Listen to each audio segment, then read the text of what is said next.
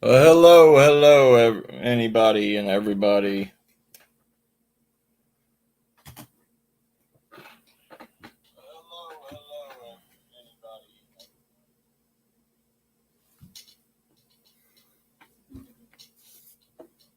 Thanks, honey.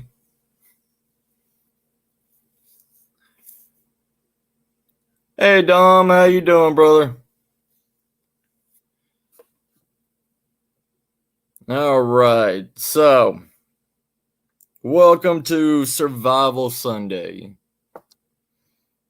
and not much. What about you? What about you, Dom? Hey, David, how you doing, brother? Sorry, I'm late. I had to learn how to set this up on the laptop and everything.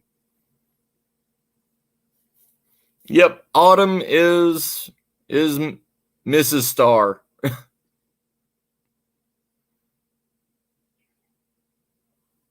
They're saying hi to you, hun. She says hi. What's up, Ryan? How you doing, brother?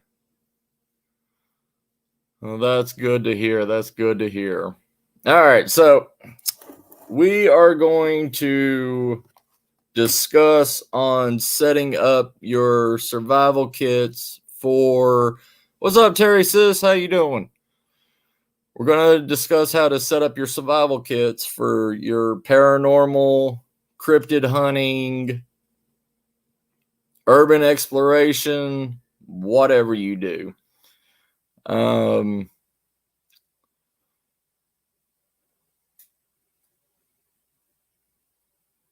nice, brother. Nice. Can't wait to see it, Ryan. So, everybody, everybody's all set up with their cameras, their electrical equipment, all that good stuff. But are you set up for something bad to happen? Are you I know nobody's expecting anything bad to happen when they go out, but you never know what can happen to you. Um so I'm here to show you your basics. To help you set up what you can use or will need to use in a survival situation or anything.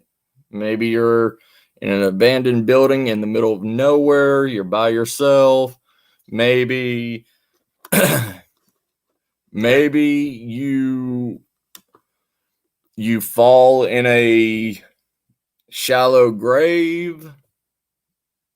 I mean, there's hundreds of things that can happen.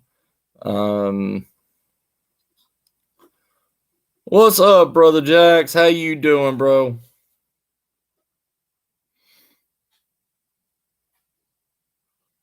All right, we can do that too, Terry.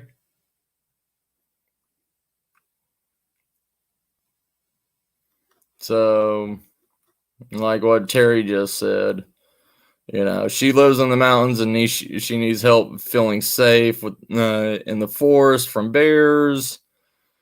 Usually, usually bears are scared of sudden non-natural sounds.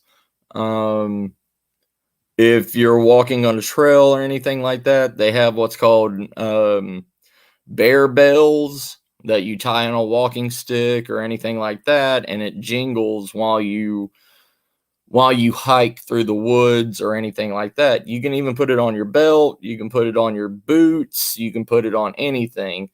But there's also the can of bear mace. Usually most people say if you if you're walking if you're walking on a trail or something like that in the middle of the woods, yeah, yell as loud as you can, "Hey bear, hey bear." They bears usually don't want to tangle with humans. They really don't, unless it's like a grizzly or something like that. Black bears, brown bears, they're usually really skittish. They will run away unless they have cubs. If there's a female with cubs, your best bet is to stop what you're doing, back away slowly. Do not turn. Keep eye contact on it and back away. Yeah.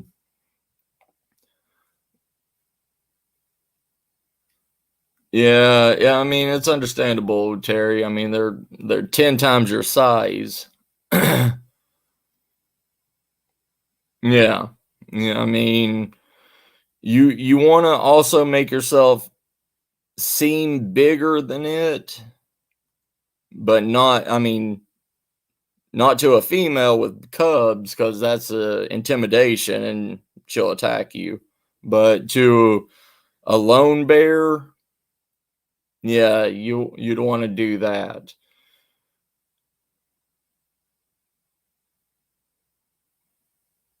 Yeah, with aggressive bears, stuff like that, it's best to keep the bear mace on you, and spray it right at their nostrils and their eyes, and it will shut down all their senses. It'll overwhelm them, and they won't be able to do anything.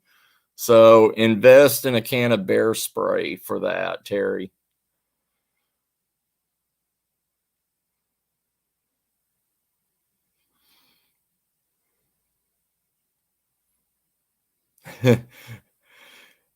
Hey Terry, there's loose ground and everything in graveyards and stuff. I mean, sometimes, older graveyards and everything, they have areas that they dug up and they try to refill it, but they didn't refill it all the way, so you have sunken ground there. And it's pretty much like, it's like you know a hole in the ground. I don't mean a literal grave. I was just playing on the term shallow grave because it's a cemetery. No. The there's been old wives' tales of, putting animal pee around an area. If it's a smaller animal than the bear, it thinks it's food. So that will just attract it. But also, like what Les Stroud said, in season 1 of Survivor Man, when he was doing his very first episode, he was walking around and peeing on trees in the area that he was peeing on trees in the area that he was going to camp at, and there was bear and moose and everything in that area, and he said peeing on the trees with humans attracted more bears to the area because they're curious by nature. So unless it's another bear urine that you have, I wouldn't do it. But even putting another bear's urine there, it will attract another male. Maybe it's mating season. You don't know. And that could lead to more danger to you. But what you do is just carry the bales, carry the bear spray, and, most importantly, if you do have any, carry your cell phone, and if you do have one, an SOS locator beacon. And if you don't follow the same things of climbing a tree to get away from a bear either, because bears can climb trees, especially black bears and brown bears Kodiaks can do it, but it's rarer for a Kodiak to climb a tree than a black bear.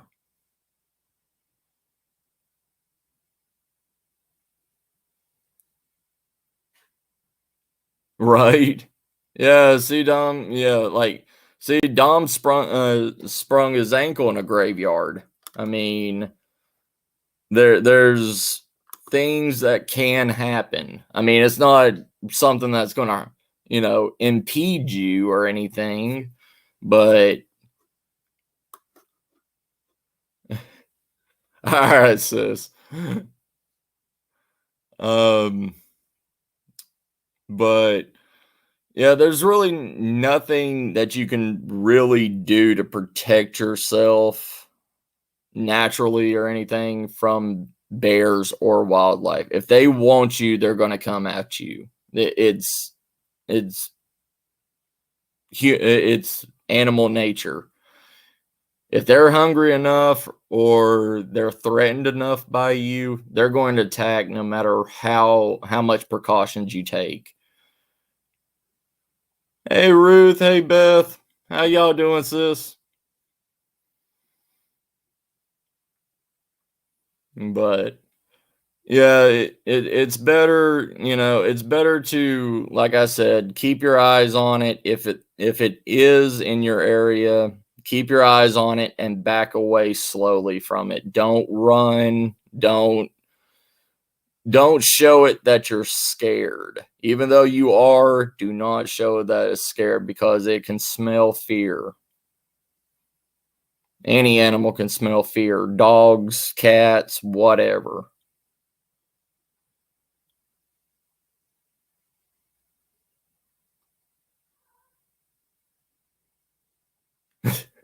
Thank you, Beth. All right. So this is Survival Sunday, and we're going to work on basic survival kits.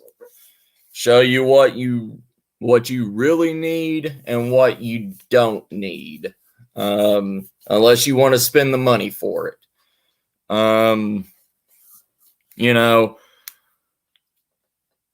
just like anybody else, you know, you need your flashlight, right? This is just a basic one from the Dollar Tree. I mean, it's probably about 200 lumens. It's got the basic one bulb, then it's got a spotlight on it. So, and it's got a carabiner on it that you can clip to your waist or on a strap or anything like that. And you have light in front of you. Then you can go to specific kind of flashlights, like what Mrs. Star got me off of Wish. And it's called a glove light. It's for delicate things. I mean, if you need something to see, my hand's freezing up. Sorry, arthritis is getting into my hand. In case you really need to see something like cutting tinder, making tinder, cutting wood, anything like that, this would work for you. Or if you need to get something, if it's at night, you need to get a splinter out of your hand, you need to get whatever. That's what these come in for, because everybody can do this. So, and it works for both hands. I mean, if you're a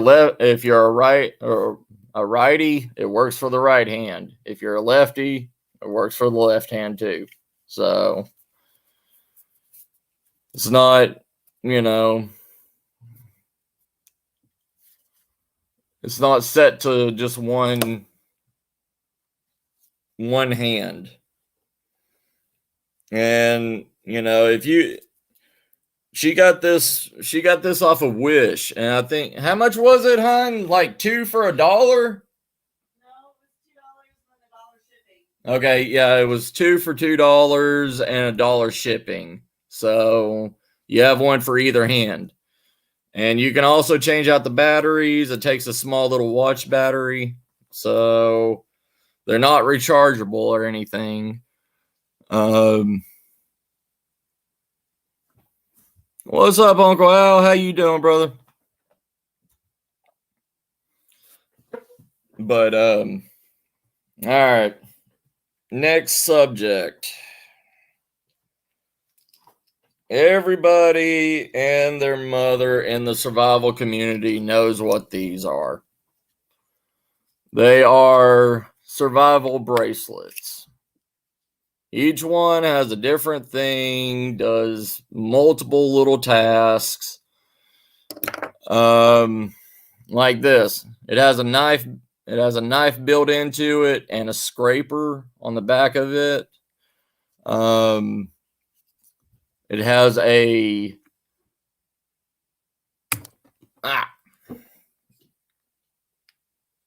as you can see, it's hard to get out, but where is it? Right here is a built-in tiny ferro rod. Give me a second. Let me pull it out. I'll show you how small it actually is.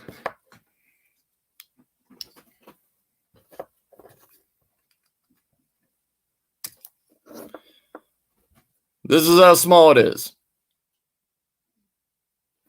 I mean, and use the back of the scraper.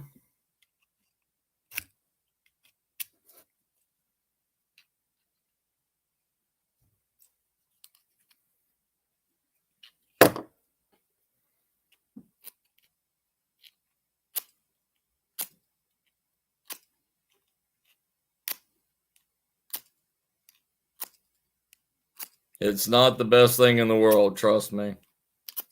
But in a survival situation, it works. But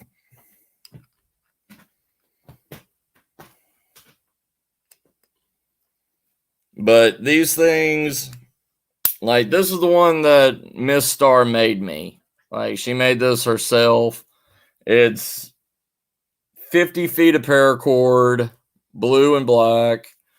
50 feet of paracord can do anything. It's got 550 pounds in it if you use it as just a straight strength. The weight load is around, supposed to be 550, but I really would suggest about 350 on it because it will stretch. And just like this one's got a button compass. Button compasses, some name brand ones are really good, but most of the like the ones that are alcohol based, I mean, it'll get you where you need to go, but you may be 20 meters northwest and you're going north. But you still get out of the woods or whatever with it, or back to your car or whatever. It's got a scraper tool that's in it also.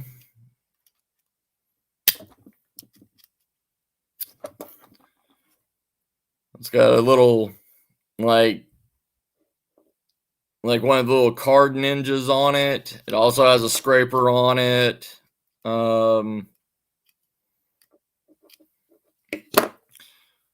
Then on this side, it has a flashlight with 3 settings. 2 settings. It's got the flashlight, then it's got the strobe. So you can hit that. The battery's changeable in it. You hit that, hit the strobe. If you're lost or whatever in the woods, somebody's going to be able to see you at night with it. You can start, as long as it has the connectors on it. If it has a positive and negative connector, yeah, you can hit it to the steel wool, and it will heat up the steel wool, and then you put the steel wool in your tinder bundle, Terry, and that will create your fire. It's better with a 9-volt battery, but you can do it with an older cell phone battery. Say if you have an old flip phone or a track phone or something like that, because most cell phones now you can't take the battery out. So, right. It also has a whistle on it, because you don't want to be, if you're lost or anything, you don't want to be wasting your voice. You don't want to go hoarse being out in the middle of nowhere, saying help, help, help, or anything like that. But with a whistle, 3 blows is the international symbol for help. So it takes less effort and less energy to blow on that whistle. Even if you've been out in the woods for, say, 4 days, 5 days, and you haven't ate, you're not going to be up running around doing anything, but you can lay down, conserve your energy, and blow your whistle. Yes, ma'am. How you doing, Velsis? It's good to see you too, Roland Homestead. How you doing, brother? Yeah, you can use road flares too, but I'm just teaching them the basics right now, Uncle Al. Because a lot of the people in here they're paranormal, cryptid, urbex survivors, so they don't want to carry any extra weight. You know what I mean? Like carrying the non-essential items that they don't need. But this also has a ferro rod in the middle of it. It's a bigger ferro rod for the striker, and it's easier because you can hold it. You can hold it a lot easier like this, put it straight into the tinder bundle, and strike it. Yeah, I was wondering, Roland. I was wondering when y'all were coming back. I haven't seen any notifications in a while from you. So, no matter what you want to get a survival bracelet. I mean, there's different kinds. They have different things in it. There's some survival bracelets that once you unwind the paracord in there, there's things that's put into the paracord, like a small fishing kit, fire kit. It depends on how much you want to spend.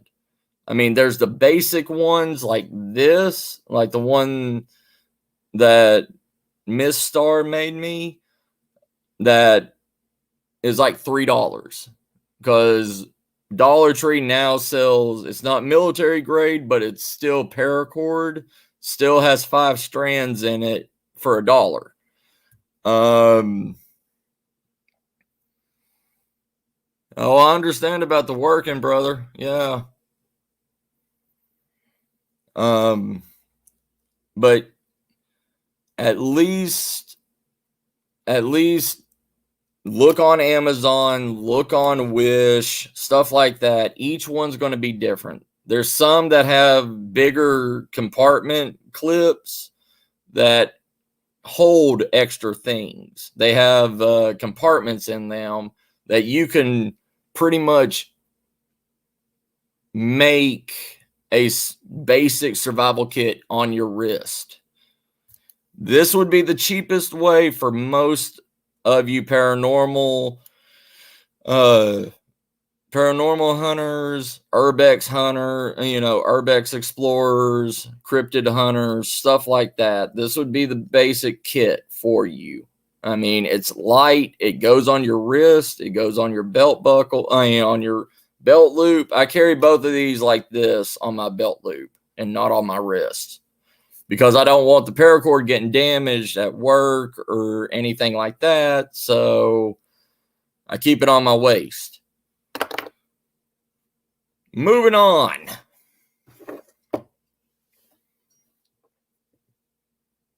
Yeah. This is Autumn is Mrs. Star, so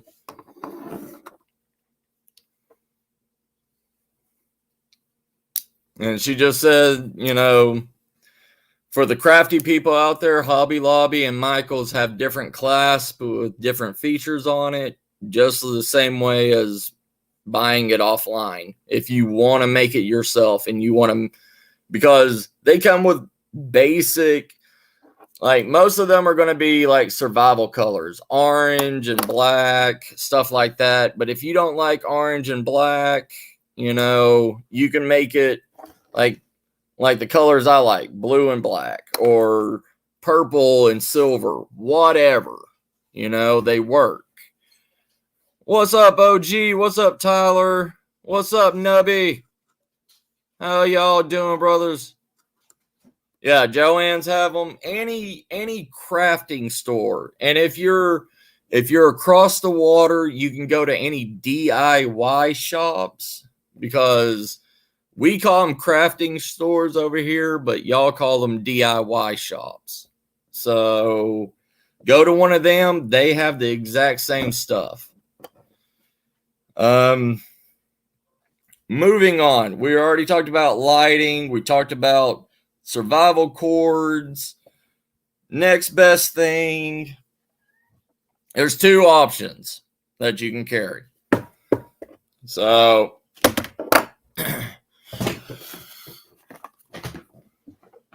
here, this is a basic full tang knife from Walmart for $4.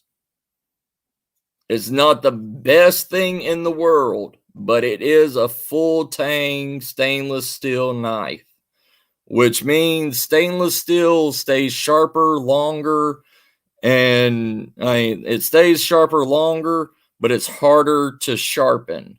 So depending on if you want to sharpen your knives or if you know how to sharpen your knives, stainless steel would be better for you than going carbon steel.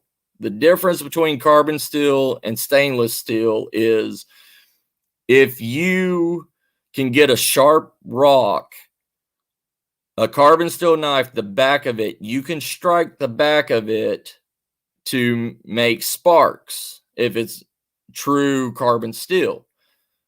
Stainless steel, you can't do that. So you have to look at those options also. This is, like I said, this is $4 at Walmart. You can just go and pick one up. It's a 2.5-inch blade, and it's pretty decent. I've used it. I mean, you can tell I've used it a lot, and it's still holding up. So if it can hold up to me, it can hold up to a lot of things. Then you can go basic, Bowie knife, a chopper.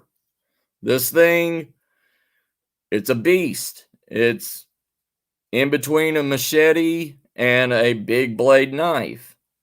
It can chop wood. It can cut. It can do anything. It can do anything a little knife can do, but it can do more than what a little knife can do also. So it just depends on how much weight you want. This isn't even, half a pound. This is like 3 pounds. It depends. Plus, it's flopping around on the side of your belt. And I don't really care about showing knives. It doesn't bother me. I know other people say don't show knives, blah, blah, blah. I don't care. I'm teaching y'all. I'm helping y'all, you know? And if you don't like knives, if you're scared of knives or whatever, you still are going to need a blade. For those people that don't want to carry a knife that they think they're going to lose or a big knife that they think they're going to cut their hand off with, you can go with a multi-tool. There's hundreds of thousands of multi-tools out there. Like this. This is a Field and Stream. It's a spring-loaded needle nose pliers, but it has multiple other options. It's like a Swiss Army knife. So you have a blade. You have a flat-headed screwdriver with a bottle opener. Then you have a smaller blade. A smaller blade can be used for gutting fish, gutting squirrels, a rat. I mean, it can also be used for anything else. Cutting your clothes to make char cloth, whatever. Yeah, Leatherman. Yeah, that's a multi-tool. And that's one of the best ones on the best one on the market, Leatherman. But you're going to pay for what you get. You know, Leathermans aren't cheap. Leathermans are anywhere between $50 to, $150. Not Leathermans. Yeah, sometimes if they're running a sale, but not like a. Yeah, prices vary. That's what Miss Star just told me to tell y'all. So yeah, I mean, this one doesn't have a saw or anything with it, but it has a fish scaler that if you want to, you could file it to be a basic saw. I mean, then it has another, it's got a can opener on it, and it's got a Phillips head screwdriver. And for people that do urban exploring, whatever, you can use the flathead and the Phillips head in areas that you need to get to. Say that there's a lock, one of the doors closed and you can't open it. So you need to take off the door handle to open it up to get out. There you go. It's always good to carry a multi-tool with you, no matter what. Even basic walking around, a multi-tool is good to have. I mean, it just is. I mean, I know there's certain places like New York and stuff like that, you can't just go walking around carrying a knife. So a multi-tool would be your best answer to that. All right. Another thing. A single wall metal water bottle. You want a single wall metal bottle, metal water bottle, because if you're out in the woods or wherever, you can make a fire, you can put dirty water into this, strain it through your shirt, put it in this, then boil it in a fire for up to a minute to 2 minutes. And once it comes to a rolling boil, you can drink it. It'll kill most pathogens and everything. But to do that, you need a metal container. So get one of these. Do not make sure it's single wall. Do not get a double wall, because if you put a double wall in the fire, it will explode like a grenade. And you don't want that to happen, or it will implode. So make sure you get this. And always, always carry water with you. If you have to, carry 2 of these water bottles. There's a thing called Clean Canteen. It's a 40-ounce water bottle that's a single wall. And everybody in the survival community, you can ask Uncle Al, Die Bullfrog. He'll agree right with me. Or Rolling Homestead. The 40-ounce will do you. And if you can boil, if you're near water, boiling 40 ounces of water, that's going to save you,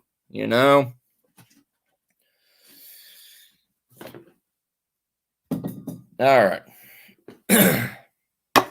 Another thing. A thin metal canister.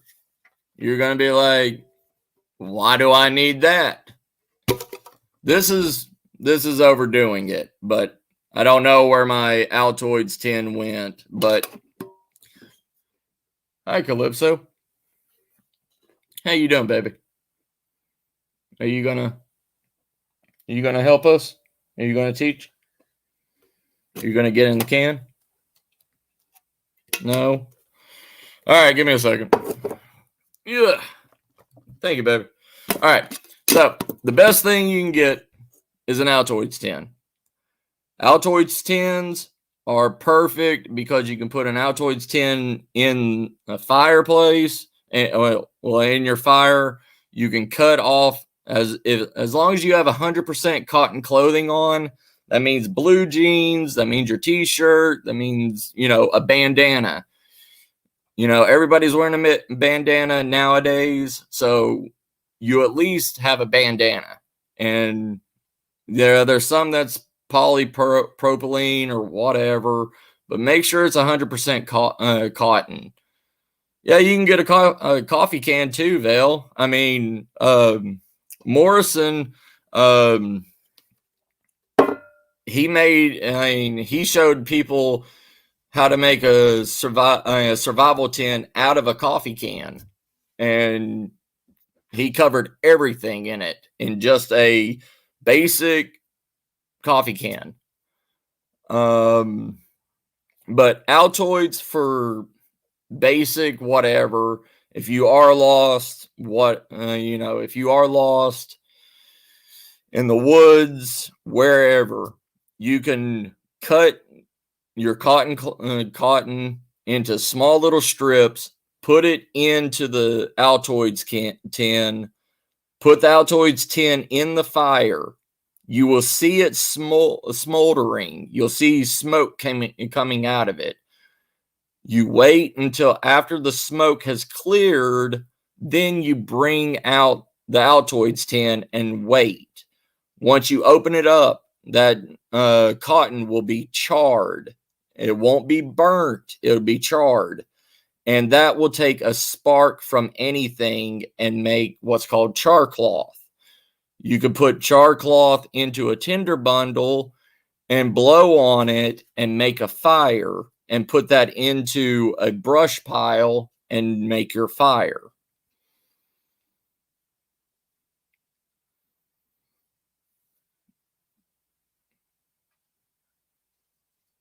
Thank you, Paul. I'm trying. I'm just all right. So let's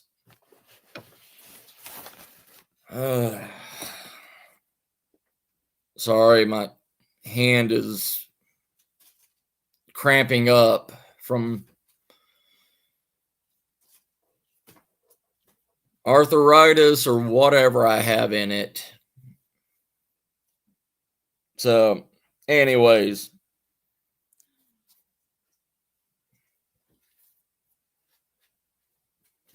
whatever.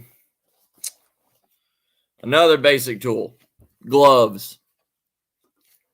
If you're going to be out in the woods, if you're going to be out in an urban situation, anything, you need a good pair of leather or pleather padded gloves, where they have it on the inside, and you want a good thickness to it. Because if you're out there cutting wood, chopping wood, whatever, you don't want blisters, sores, anything that can get infected by nature or the elements. So, yeah, we are. We are, Nicole. We are. I mean, that's the this is basic. I can't explain anymore what you need this for. I mean, and also you need gloves anywhere you go anymore, really. I mean, if you go to an abandoned location, if you go in the woods, if you go anywhere, you're going to. You got your gloves? Where? Can you get them? I'll show you. You're gonna laugh, but Miss Star is going to get her gloves and show you what she carries. Yeah. MSO will help you. All right, where are you? All right, these are Mrs. Star's gloves. They're rubber cleaning gloves, but these things are thick and they will last forever. And she carries that to the store everywhere. You gonna say hi to them? No. Okay. Next thing on the list. I said hi in chat. No, not right now. She don't, Bill. All right. Next thing. You want a basic folding saw. Nicole says those gloves work, girl. And she said heart, Miss Star. But you want, I mean, a basic saw. It's going to cut for you. It's going to cut, it's going to cut what size you need instead of out in the woods breaking sticks like a caveman. That's actually making fun of cavemen because they never did that. They fed the sticks into the fire. Anyways, cut your freaking wood. Okay. Cut it, don't break it, because if you're breaking wood, you have a chance of having splinters fly up into your eyes, into your mouth, into your, you could get splinters in your hand. You don't want that because you don't want to be pulling splinters out of your hand with something like this, okay? Or cutting it open.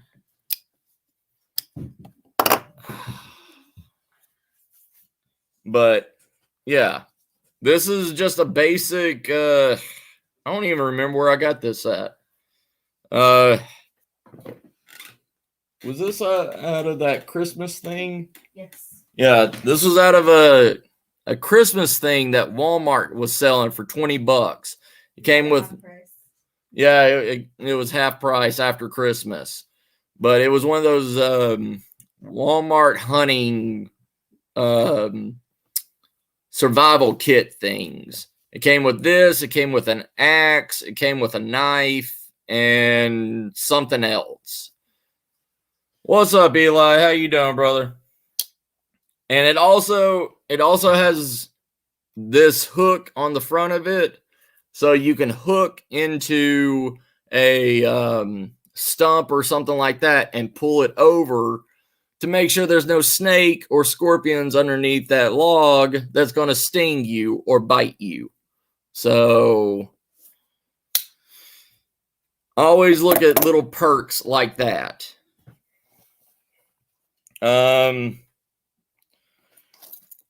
Next basic thing. This is called a mag bar. It's a magnesium bar. Magnesium bars, if you set a fire to it, it burns almost 1200 degrees. So you shave this metal, this silver bar, and make a dime-sized pile underneath your brush pile. And it comes with a ferro rod on top of it. Comes with a striker. It's a hacksaw blade. Pretty much any hacksaw blade, you can snap it in half. It's got a 90-degree spine on it. The reason why you need a 90-degree spine is because you need a sharp edge for the mag bar, for the ferro rod. So you take it. Give me a second. You got to take it off the little safety chain it has.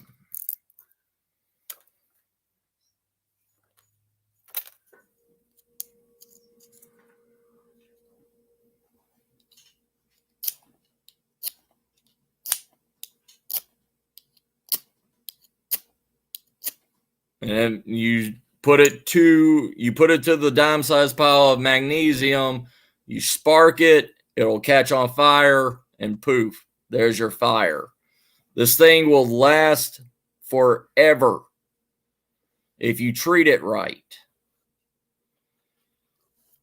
I mean, it's the same with anything else. If you treat your stuff with respect,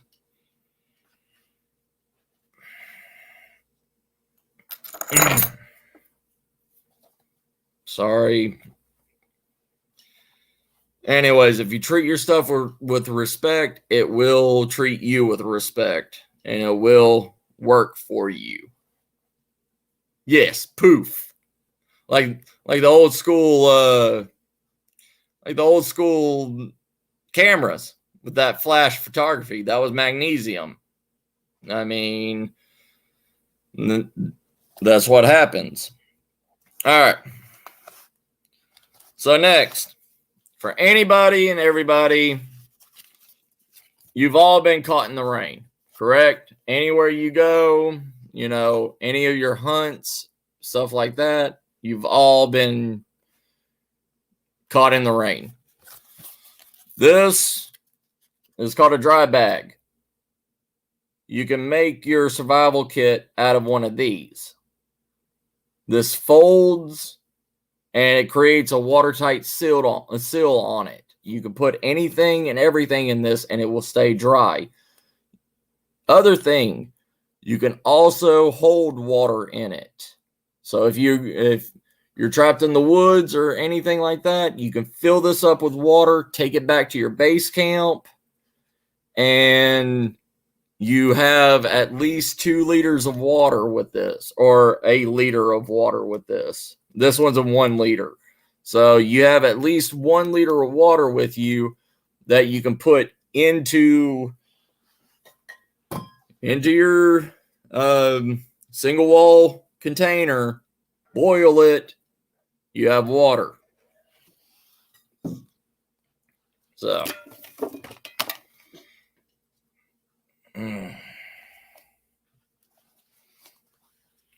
another thing, it's a ceramic sharpener for your knife. You put it in, you run it through, and it will sharpen and hone your edge for you. Yeah, Beth. Yeah. Do what? Yeah, keep an eye out at Dollar Tree, because Dollar Tree sometimes carry these things.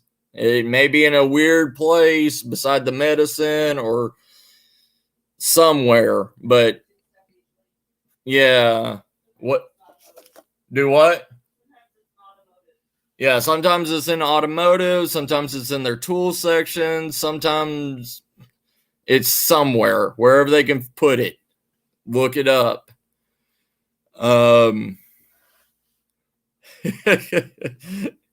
It's okay, sis. But yeah, you want one of these. You want to carry it. It's just it's a single hold. You run the blade through. I'm sorry, my right hand, I can't use it right now. It's cramping.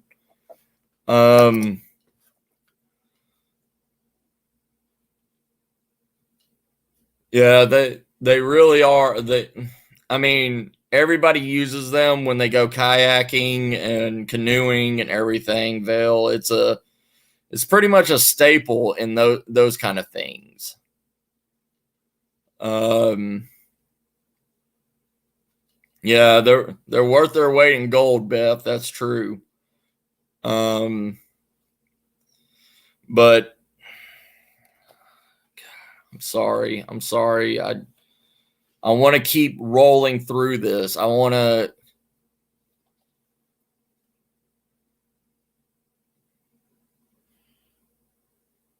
want to stop for any reason.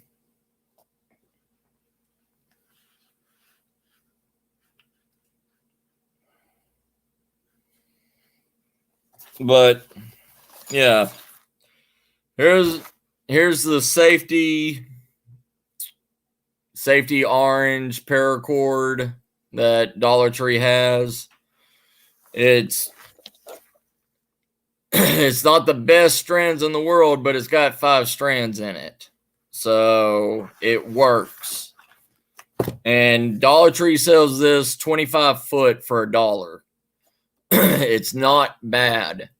I mean, it's not military grade. It's not, gonna hold up for a, bug out shelter for 15 years, but it's going to do you for 2 or 3 days. You know what I mean? Uh, we're going on about multi-tool again. This is a basic multi-tool, just like that other one. But on this, it actually has a saw.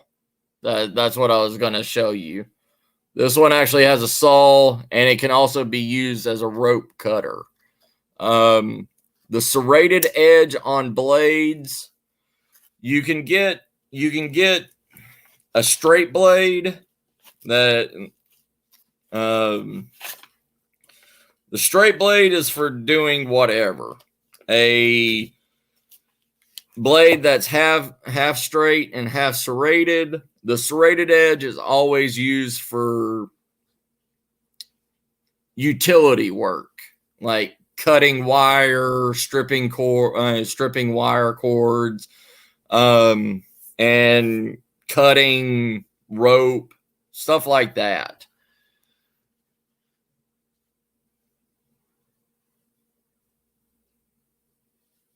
Yeah, they are. I mean, that's what it's supposed to do. It's supposed to tighten up and grip, and that's what paracords do. I mean, they're used for parachutes. They're meant to hold people and tighten and hold. But yeah, rope, take rope. It's going to be used no matter what you do. It doesn't matter what kind it is, as long as you got something that will hold. Say you're in a 2-story building, you need to get out of there. You got a rope. Say, I mean, it's used for everything. You need to tie down your tarp. You need to tie down a tarp to protect yourself, make an A-frame shelter, something like that. Even something as basic as a fishnet. I mean, you can use the rope for that. I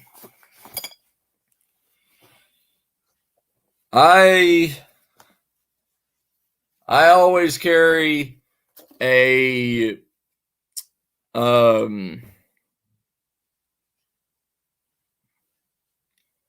honey, what is this bag called? The stuff that the bag's made out of? Canvas. There we go. Canvas bag.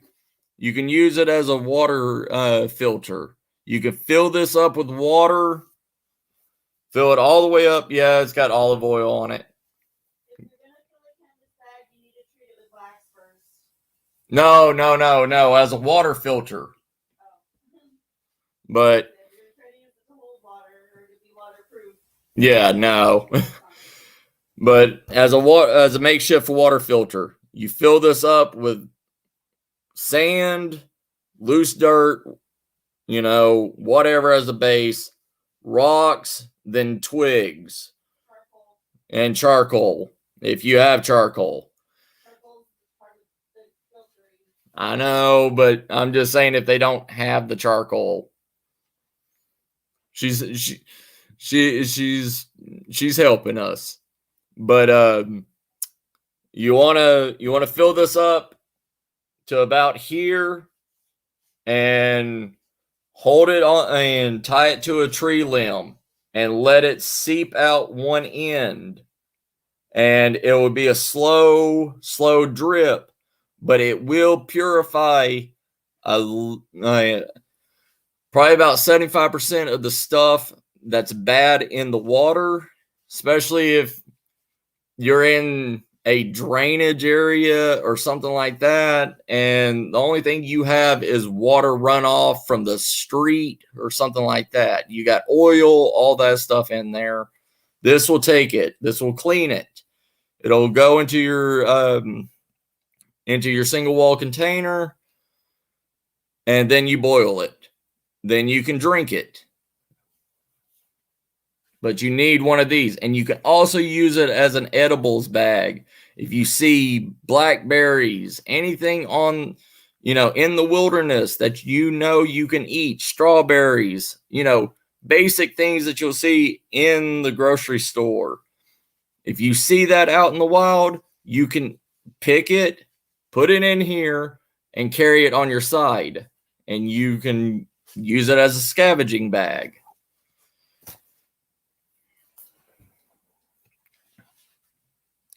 The life straws are good, but they only work for a certain amount of gallons. So like a life straw does, I think it's 100 gallons. But you can get what's called a Sawyer mini squeeze from Walmart for $20. And that squeeze can filter up to 100,000 gallons of water through that one filter. In my opinion, the Sawyer is a lot better. Yeah, no red shrooms unless you're Mario. But yeah, like in this, I have 2 mag bars. So if you're in a pry bar, if you're in a urban situation or anything like that, you need a pry bar. You can also use a pry bar out in the wilderness. It doesn't matter. This can be used to split bigger. Say you have a medium size trunk, and you can't hack it with that with your Bowie knife. All right, you can use the butt of the Bowie knife, use this as a splitter, and hit on the top of it, and it will split the wood in half for you. So this is still good to use. And also, like what I was talking about with the hook on the saw, you can also use this to lock onto a fallen tree trunk or anything like that in the woods and pull it over and check and see if there's anything there that can hurt you. And you can also use it to dig up worms or whatever you need to, eat. Yeah, the hatchet does the same thing. But there's some places, Vail, that, people look at you weird because you're carrying a hatchet on your side.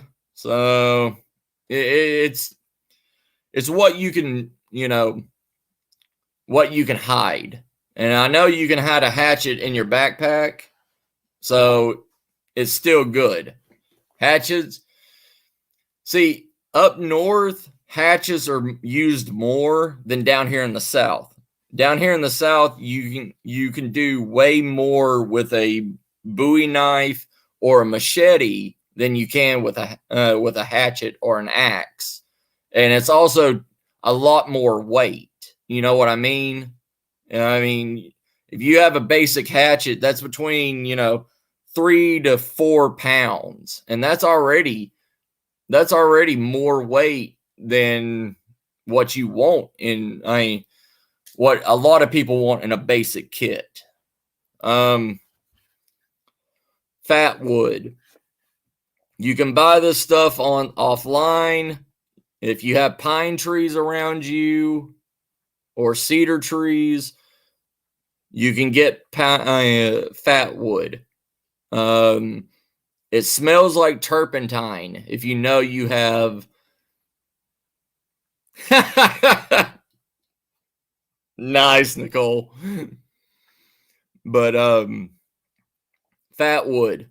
The way you know if it's fat wood, the good fat wood is if a pine tree's fallen or if it's hurt.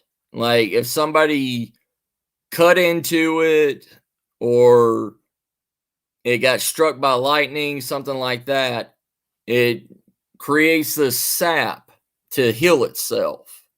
And you want that. The redder the fat wood is, the more turpentine that's in that, and the better it will will catch a spark or a flame and light up.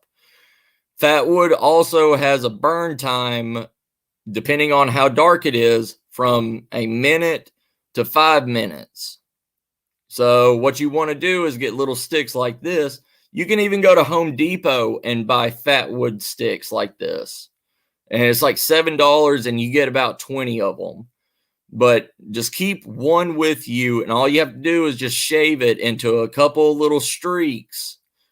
Put that in your tinder bundle and light it on fire. And it will set, and it'll be your flame extender.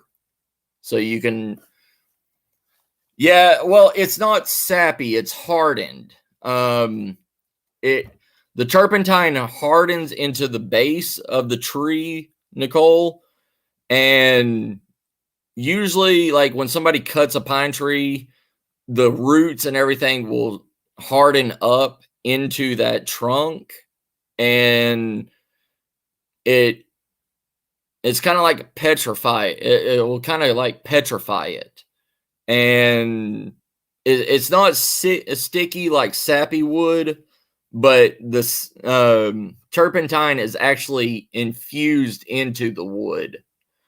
I mean, you can use pine tree sap as another fire starter also. You see the big globs on pine trees, the big white kind of crystallized bulbs that's on them.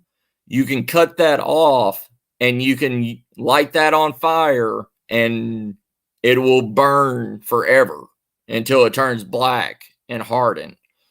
So, I mean, a good quarter size spot of pine sap will burn for at least 15 minutes because it has all that turpentine in it.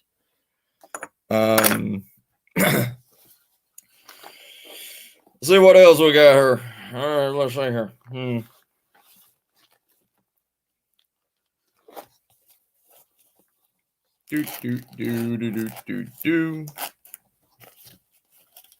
Yeah, we don't need to go over that. That's my teas and my spices. So you don't really need that. You're not going out there bushcrafting or anything and trying to make your steaks taste better. What's up, Christy? I think my portable phone is still the winner of that. Huh? I think my portable phone is still the winner of that. Yes, it is. But yeah, you don't really need this. This is a coffee filter for pouring hot water. Pouring hot water and coffee grounds to make coffee. Like I said, you're not bushcrafting, so This is more survival and not having fun. But yeah, here we go. These little instant soup things, you know, core. This is Sopa. It's, you know, a tomato-based noodle soup. What you do is you can actually cook inside of these things. You boil your water, pour it into here, you have a meal. You know, it actually, this has got 2 servings in it. So, I mean, it's probably one meal for, you know, most people out there, but you know, throw a couple of these in your bag. You don't have to go out and buy MREs. MREs are expensive. Huh? Yeah. Like what Miss Star said, if you're going to get these, make sure that they're the plastic ones to cook in, not the paper ones, because the paper ones, it will fall through. So make sure you get the plastic bags. So, but yeah, MREs are expensive. They range from, depending on where you go, they range between $10 to $15 an MRE. I mean, some places may run them different depending on how out of date they are.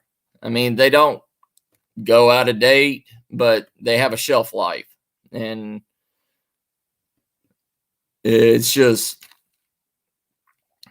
but you can survive and you can make any kind of MRE that you want. And you know, MRE means meal ready to eat. So, and that's what these are. They're meals ready to eat. You can buy the boxes of rice, you know, and do the exact same thing. I mean, if you take something like this, you can boil in this, and you boil the water, throw the rice or whatever in it, and you can eat out of it. Or you could just buy a bunch of these and throw these things in because they shrink up to nothing because it's just pasta and powder.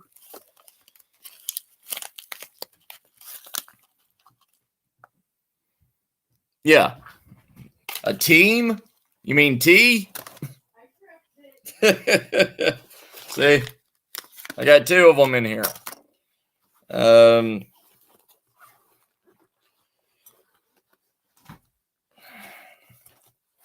You wanna?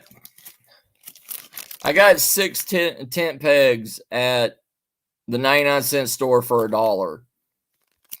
At Walmart, they want to sell these things for like 50 cents a piece. And you can find them really cheap as long as you go to the Dollar Trees, or if you're in Canada or somewhere, Dollarama. You know, these things are a lifesaver also. You can use them to tie, you know, to tie your paracord to it, to hold down a tarp. You can use it for pretty much anything. You can use it as steaks over a stove and, you know, cook with them. It's however you want to use them. You know, let me get all this cleaned up and everything. We'll move on to another survival bag I have. Huh? I don't know.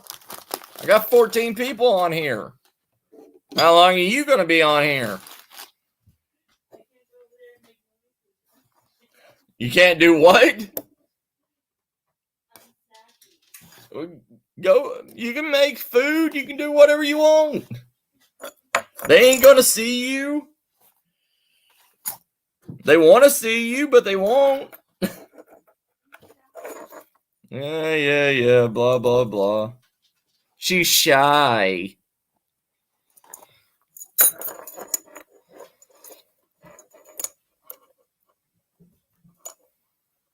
They're all saying hi to you. They're all wanting to be your friend. And you're acting like you're acting all like this.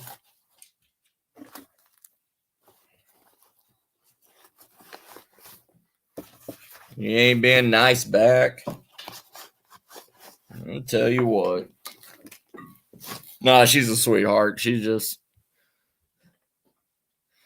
They're asking you what do you want to make? I have avocado roll in the fridge. Avocado roll sushi in the fridge.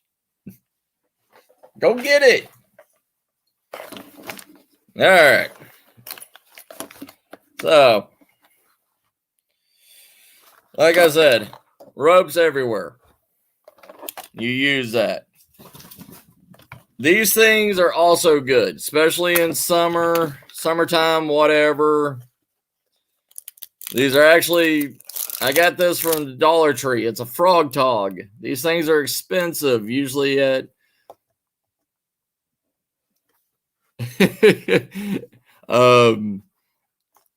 at Walmart, these things usually sell for like $5 or $10, but Dollar Tree has these. And what they are is a cooling wrap. What you do is you just dump it in water, you swing it around for like 5 or 10 seconds, cools off, you put it around your arteries. You always want to, if you're overheating, you want to wrap something like this around your neck because it will cool down your blood system, and it will cool down your body. So make sure you always carry one of these with you no matter where you're at. I mean, even in the wintertime, you can sweat. And like what my favorite person, Les Stroud, says, you sweat, you die. This is Texas. You sweat just by walking outside. Yeah, I know. Yeah. Like what she said. Texas, you sweat just by walking. So, yeah. I'll show them yours. Give me a second. Sorry, my hand's hurting again. Yes, ma'am, Miss Nicole.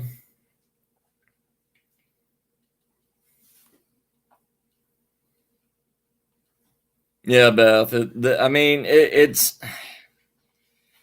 in the South. You need.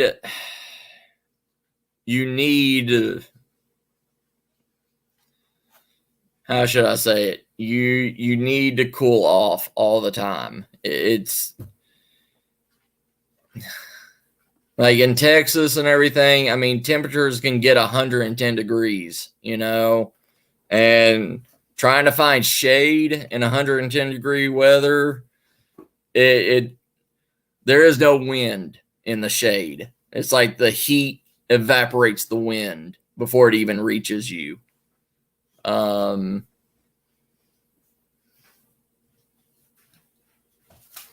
if they want to see what I'm eating, honey, you can show it to them. Yeah. This is what she's eating. A sushi avocado roll.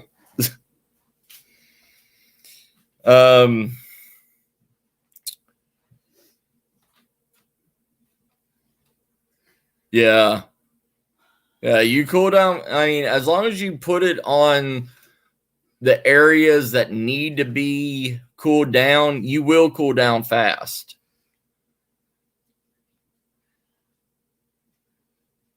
Yeah, Beth. Yeah.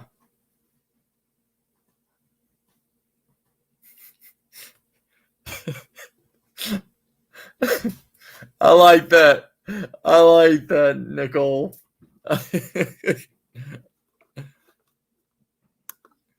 There we go. That's a perfect saying. That's perfect.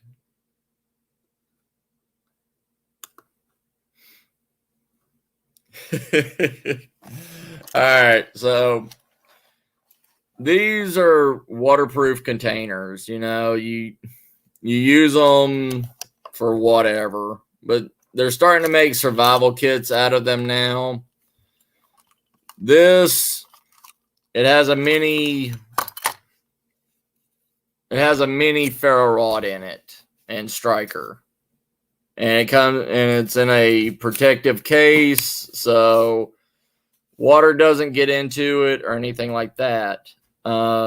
It's by UST Ultimate Survival Technologies, or whatever they call it to be. Then just, like everybody else knows, there you go. See? No light. That's what happens, right? You get somewhere, you have no light. What do you do at night when you can't see? And that's what happens, that's when you get hurt. And that's why you need to always check your gear before you go out anywhere, right? Because what's the point in having a $200 camera if the battery's dead on it? What's the point of having a $150 flashlight if the battery's dead on it?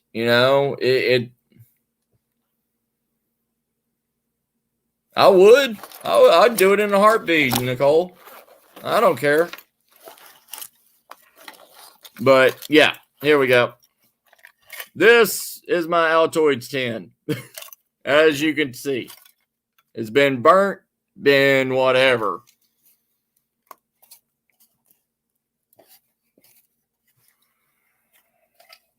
Let me show you.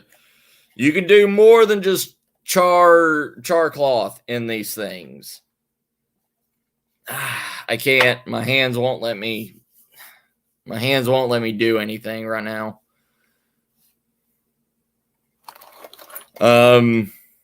But yeah, this was a first aid kit that is a recycled first aid kit. This company is really good. Like, all their stuff is recycled, like their little bags. It looks like a little backpack, but all their stuff is made out of recycled material. Like, all their medical gear, everything, their gauze, their bandages, all that stuff. It's Be Smart Eco Safety. Eco Safety is the company. If you look them up, they have a really good med kit. And if you want to help the environment or anything like that, look these people up, because, like I said, all their stuff is recycled and made from recycled materials. And don't forget your hand sanitizer, okay? Hand sanitizer is a fire starter. So is your lip gloss. So is your chapstick. All of that stuff can be used as a fire starter, as long as you have a flame for it.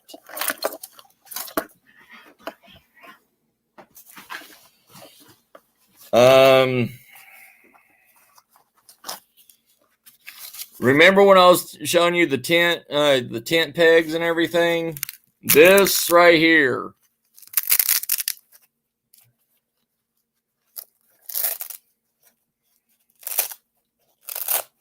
This is what that's used for.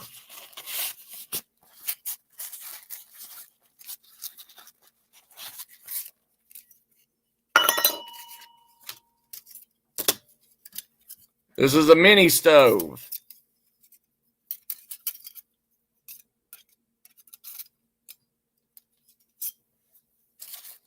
It's called a mini stove, a jigsaw stove,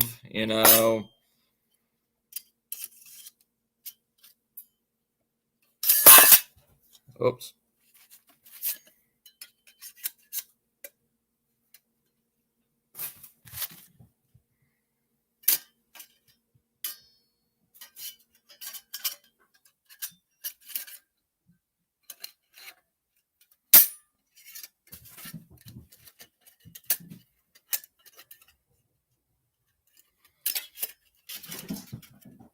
Trust me, they're a pain in the ass, but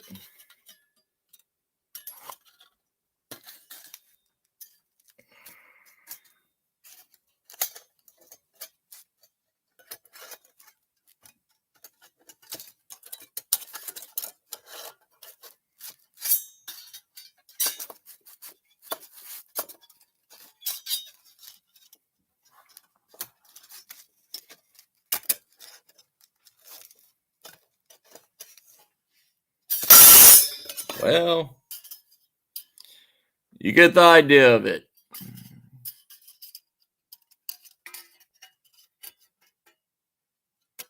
They're made out of really thin material. They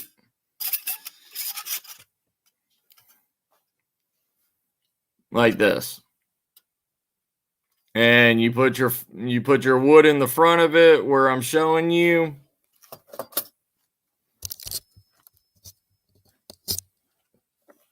You put the wood in here and you cook on it. And with the tent stakes can go in these little holes and you could put whatever you want to on it, and it's like a rack. So it's good. It's good to have, and it folds down to literally nothing. I mean, like, that's the size of it, folded down.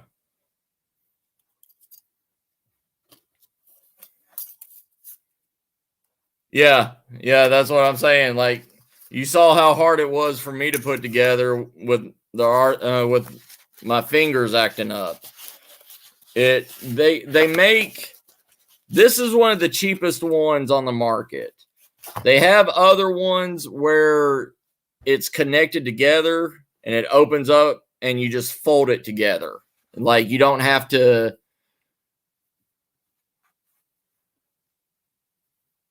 Yeah.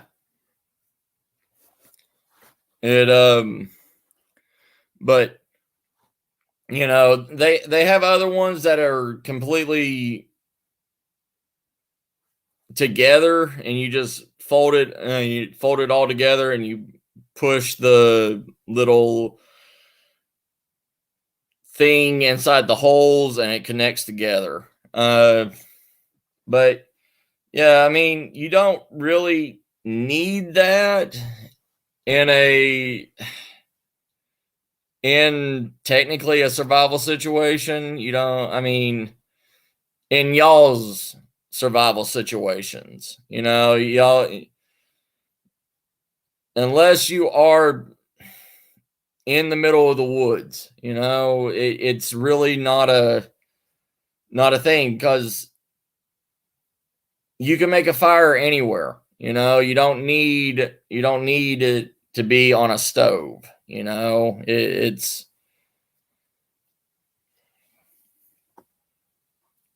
that's just, you know, you have fun with it in bushcrafting. These are heavy duty tent pegs, the three prong spikes. My good buddy Jerry's Outdoors,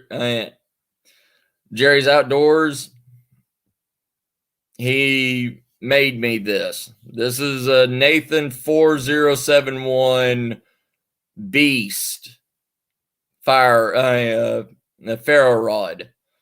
This thing throws lava sparks. Like, all you need to do is do 2 sparks on this and you'll have a fire in like 5 seconds. But yeah, it's huge. Like, I could use this as a billy club. And the sparks are hot enough and bright enough to light this glow in the dark ring on it, so you can't lose it. Yeah, you can start. Yeah, You can start well, you have to light the Fritos chip on fire first, then you can make a fire with it. But I mean, it's the same thing with any tortilla chip. It's the grease that's inside of it, David. But you need an open flame to get the tortilla chip on fire, so you could have a Blair Witch moment, Nicole.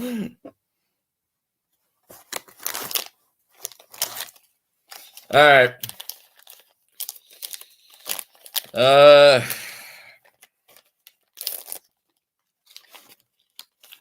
Zip ties. Zip ties can be used for anything and everything. It can be used to make holes. Can make loopholes. It can be used to, to piss off somebody, you can, strap them around their hands, make them fight. You can string something up into a tree with it. You can do whatever you need. These are good. Moist wipes, you're always going to need to go to the bathroom. So keep some moist wipes with you. Clean butt is a happy butt.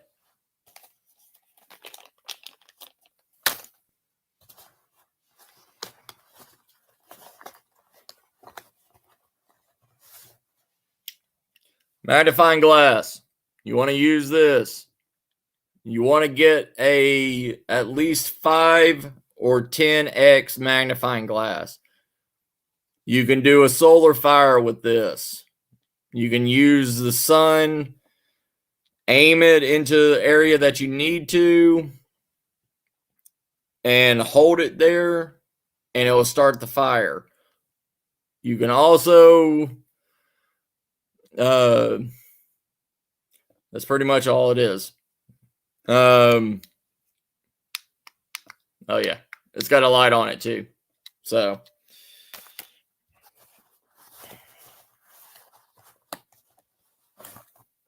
mini first aid kit.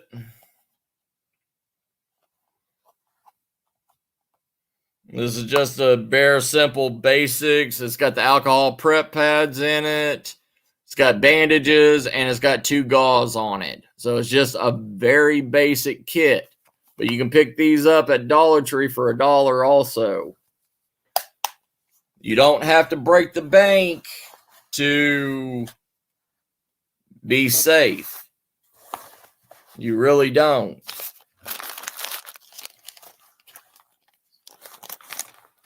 Yeah, you can also use duct tape to start a fire also. Duct tape burns well also. I mean, they're called fire accelerants and fire sustainers. So if you have a piece of duct tape, you light the piece of duct tape on fire. Say you have a lighter. A lot of us smoke, so you have a lighter on you. Roll that duct tape up, light one end, put it down, put the tinder on it, and it will burn for you. You won't like the smell, but it's saving your life. It doesn't. Yeah, you can look for splinters with the magnifying glass too, Uncle Al. Yeah.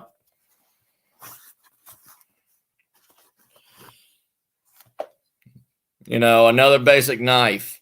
It's a knife. There's a quote by my idol that I like to watch.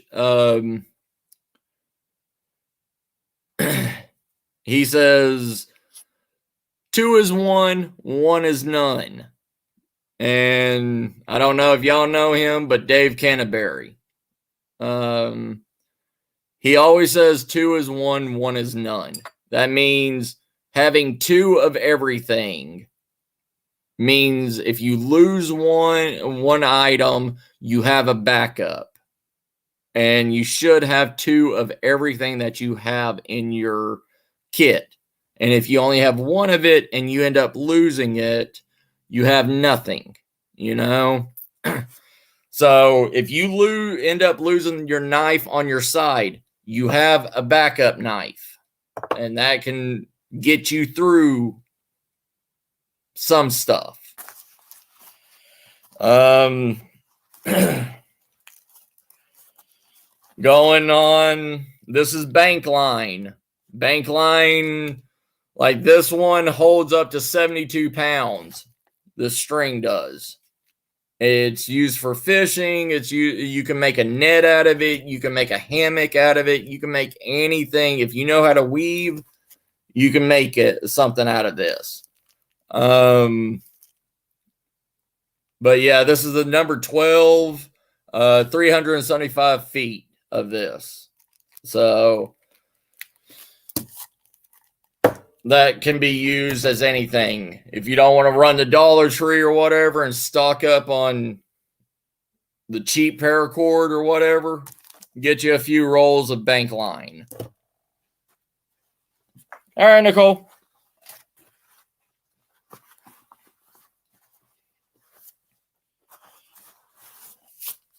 But a tarp, you need an all-purpose tarp or a survival tarp.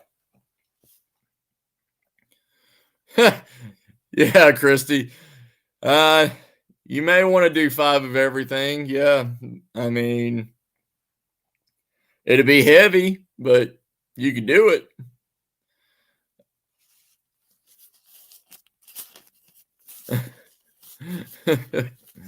But yeah, you need a seal nylon ripstop tarp. There's so many different brands. There's so many different whatever. Like this one is Gear Top. It's a 260 centimeter by 210 centimeter. I think that's like a 6x8, maybe. I don't know. But get one of these. This will save you just as much as any of the other stuff that I showed you, because this will keep the rain off of you. This will also collect rainwater.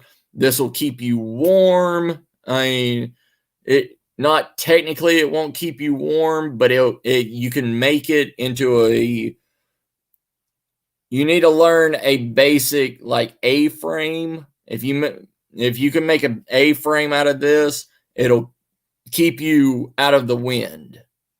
Your fire will keep you warm, but this will keep the wind off of you. At least know one basic structure, like, bushcrafting structure, survival shelter structure, something like that. The most basic one is going to be an A-frame.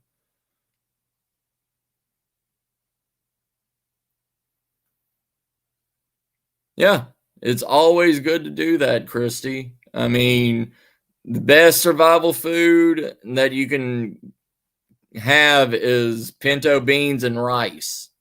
I mean, that's a forever food. You don't have to buy the name brand survival food stuff. But I mean, if you got the money, sure, stock up on it. But for a lot of, for the average Joe people, pinto beans and pinto beans and rice. That's going to get you through everything.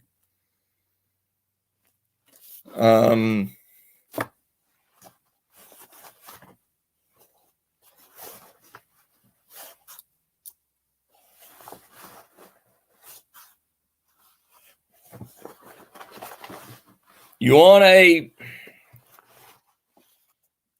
we'll talk about add-on stuff in the next one next Sunday. But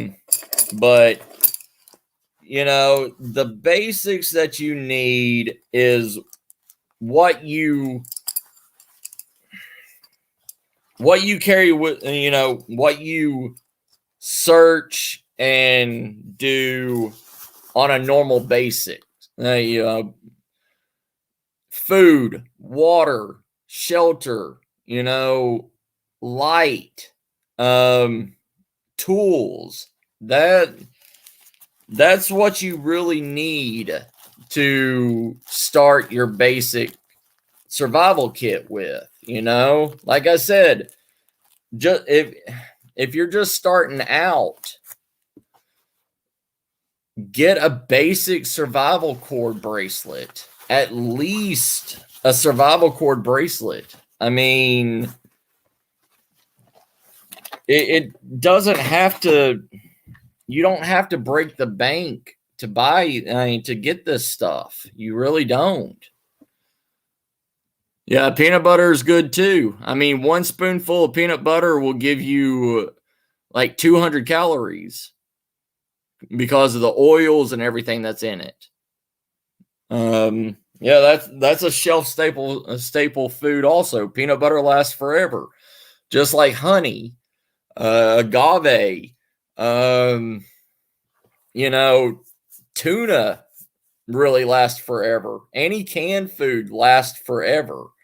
Just because it says it has a sell-by date, that's just the stores so they can replenish because they're only allowed to keep it for so long. But yeah, like any canned food, it'll last forever as long as it's not dented or in a wet place where the can will get rusted. It'll last.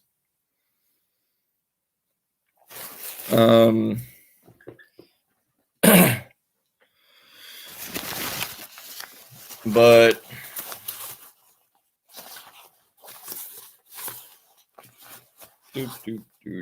do.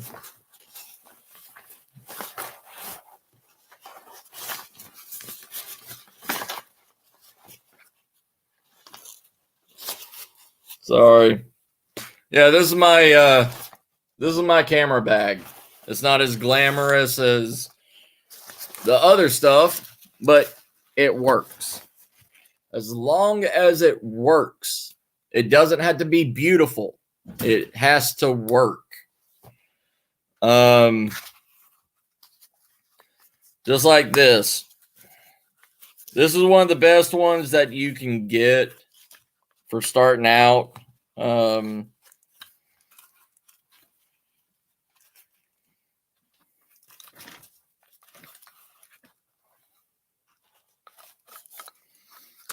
A ferro rod for starting out. This is a UTS, UST Strike Force ferro rod. It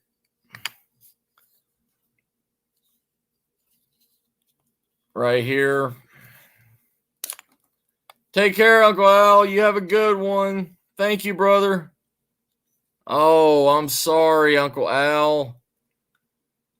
Take care, brother.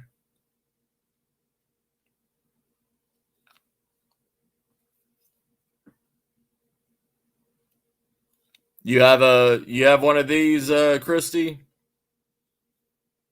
Yeah. It has a compartment in here that you can put some petroleum cotton balls in, duct tape, whatever. You can. It's even big enough to put a Bic Mini in it, so you can have a backup fire, actual flame, a lighter. But this is good. This is over like, I think they said 500,000 strikes on this.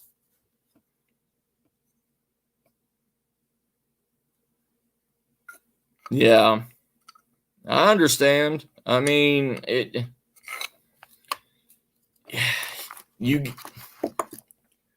as long as you keep something in your car, like the survival kit, it's best in your car, and when you get out, take it with you.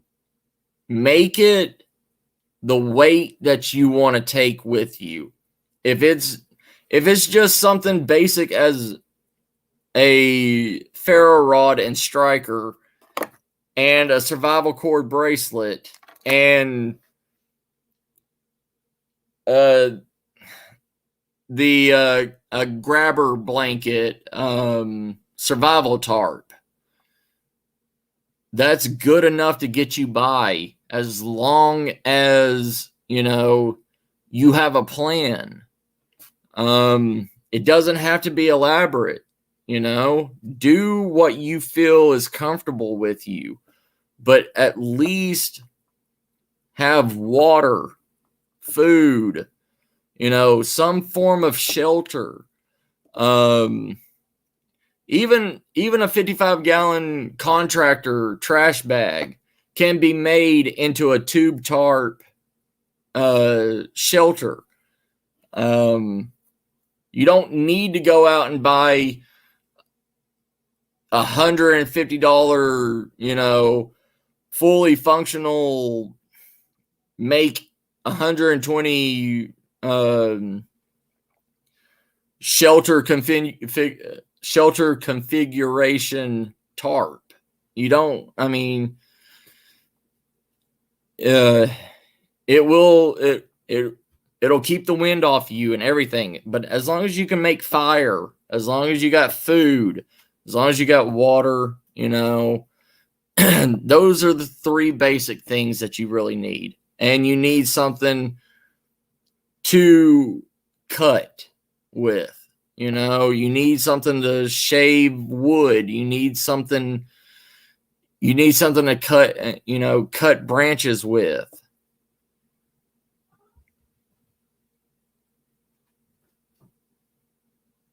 Yeah. Nice, Christy. It's up to you. It's really up to you and what skills you believe that you have, and if you wish to survive, you will survive. And then there's some people that just will lay down and die. It's because they think it's hopeless.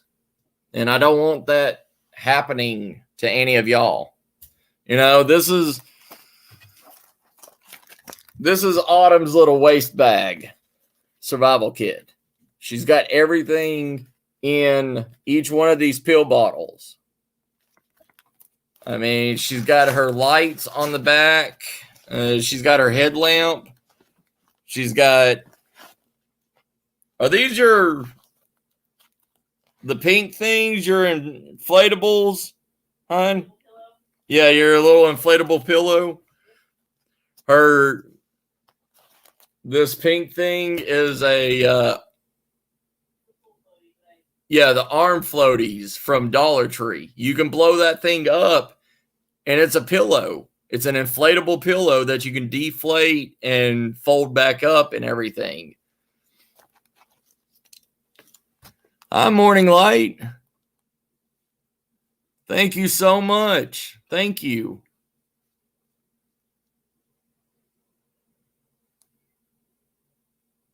Yeah, I mean, it's survival and stuff has overtaken the market, Christy. I mean, just look how many survival bushcrafting YouTube channels there is out there. They say it's a money game. It really is, especially for places like, Walmart, Bass Pro Shop, places like that. They rely on that stuff. But they were also doing that stuff before it became famous too. because hunters have always used survival kits. I mean, they're out in the middle of the woods hunting whatever. What's up, Phoenix, brother? Yeah, Christy, yeah. Anybody can do anything. But, it's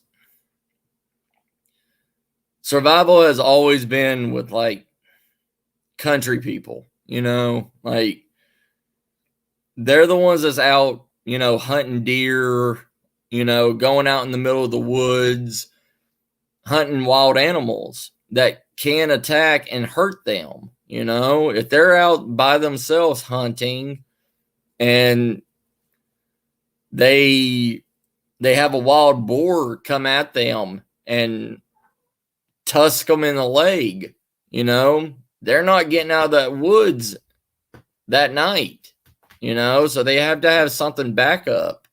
They have to have something to keep them warm and safe and everything overnight so they can bandage up their leg and get out of there in the morning. Yeah.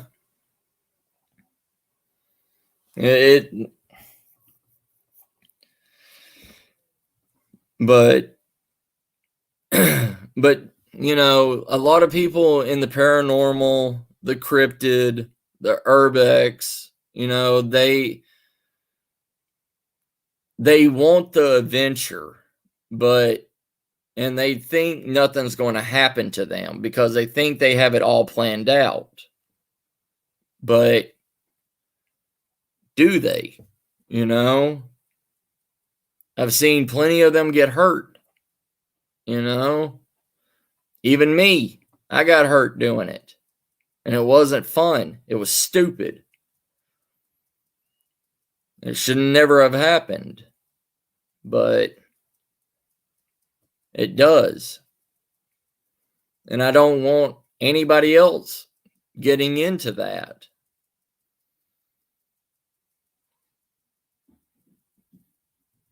Yeah. It's just one of those things. Yeah. Phoenix knows. It could be worse, especially people going, ghost hunters going to abandoned houses, going, and urbex explorers going to abandoned places. They may have had a close call once or twice, but yeah, Beth, yeah, that's true.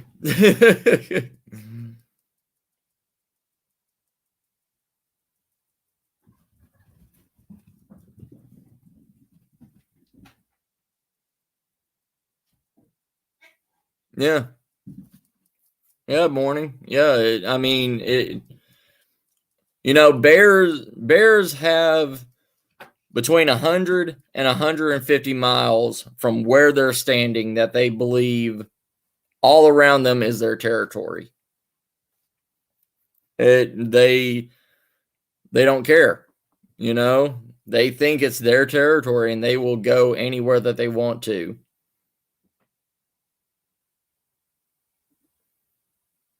Yeah, brother. And there's just a lot of things out there. There's a lot of what if scenarios out there. But for anybody that's doing paranormal, anybody that's doing cryptid hunting, anybody that's doing urbex hunting, the one thing that you need to do is pack a med kit and let people know where you're going, what you're doing, like where you're going to be. It's the least you can do.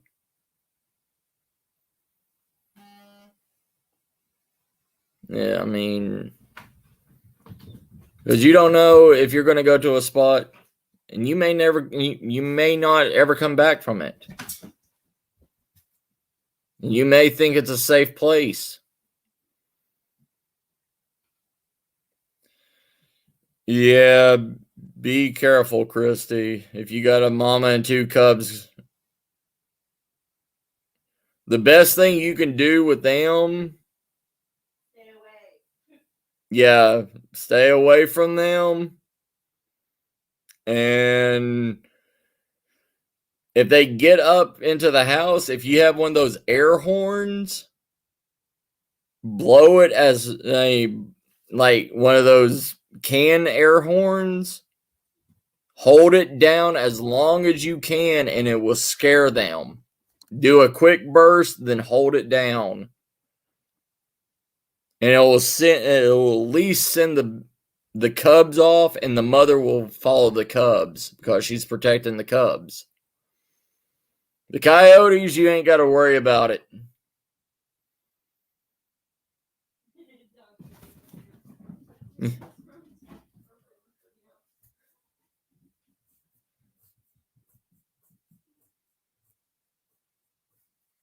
Yeah.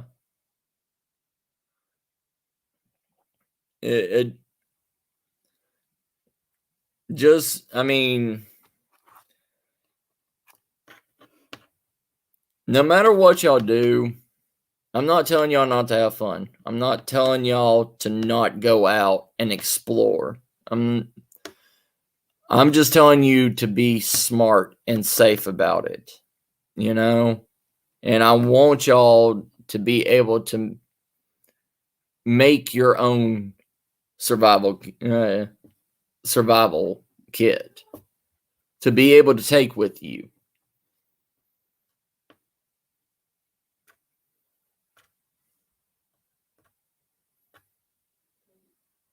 Okay, yeah.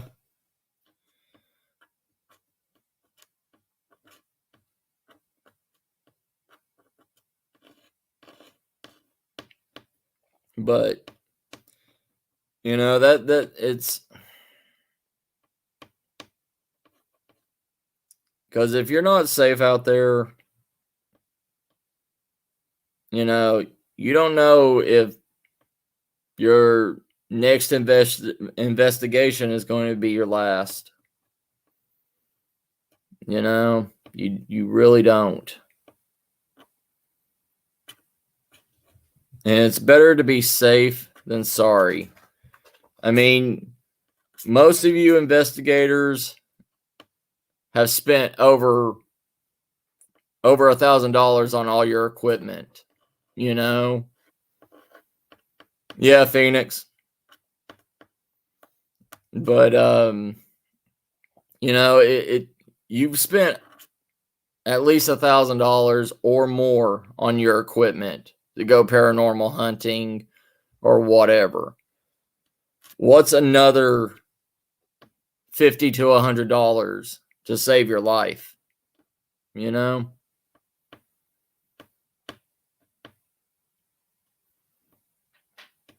And I know there's some people out there that's blah, blah, blah. I don't need it. I don't need that or whatever. Well, here's the thing. Next time you go in the woods, I want you to do a vision test. I want you to pick something out. Like, if I don't care if it's in your backyard. I really don't care. You know, as long as it's a wooded area that you walk into, I want you to choose a tree and keep your eye on it and walk through those woods and see if you get to that tree or not. Then turn around and see where you're at and see if you're lost.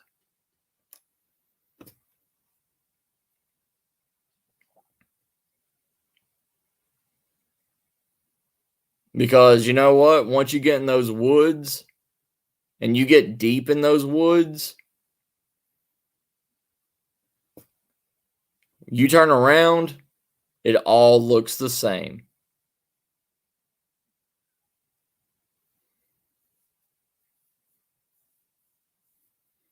Are you, Christy? What's why are you about done with them? They just not appealing anymore, or what's wrong?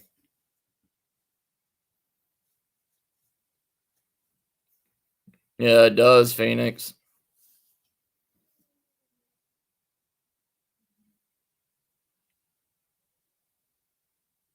Yeah.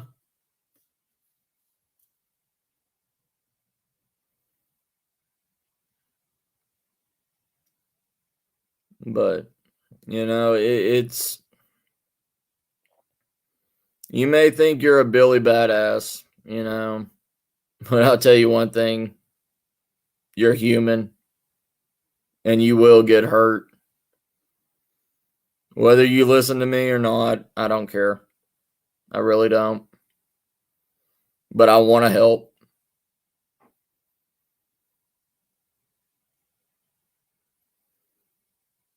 Yeah, morning light.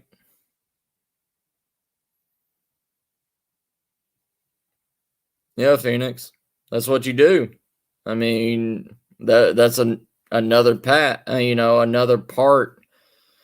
Like, I was just going over like just the bare minimum basics, And next Sunday we'll go over specific items that you can take. Like,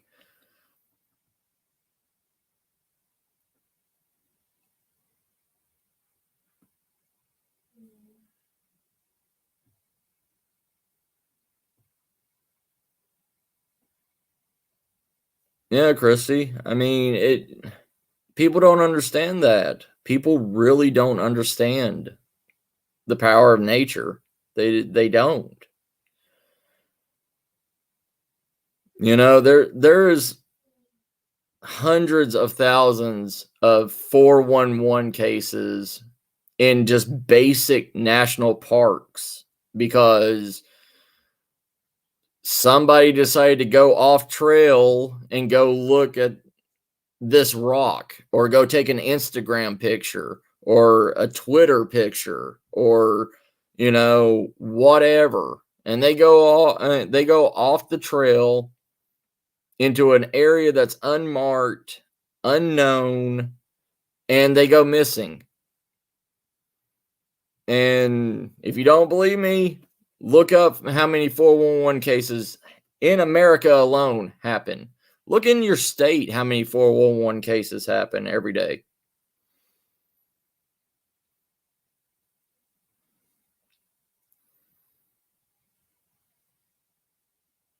Yeah, just like what Christy said. Welcome back, Nicole, sis. It's, a lot of 411s people don't come back from. Like what Christy said, they walking right off bluffs. You ain't coming back from that. Especially if you're in places like Florida. Florida has random sinkholes, out in the Everglades. They have quicksand out there too. If you go into an area that you don't know, they also have Burmese pythons that are huge out there.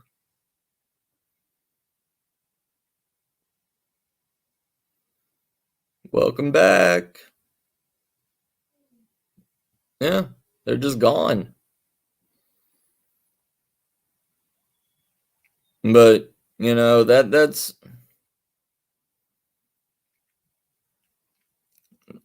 the thing, it's humans are made to believe that they're invincible, that they're the top of everything.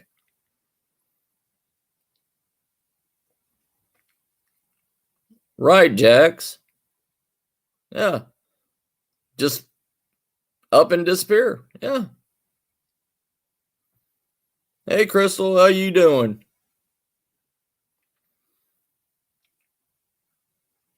You know, it's you have to know the land that you're there, that you're around. It's at least if you are going to an abandoned place in the middle of nowhere, do a topographical map of the area, look at it, see what's around, because you don't only have to worry about the nature problems. You have to also worry about squatters. You have to worry about drug addicts. You have to worry about a lot of other things out there.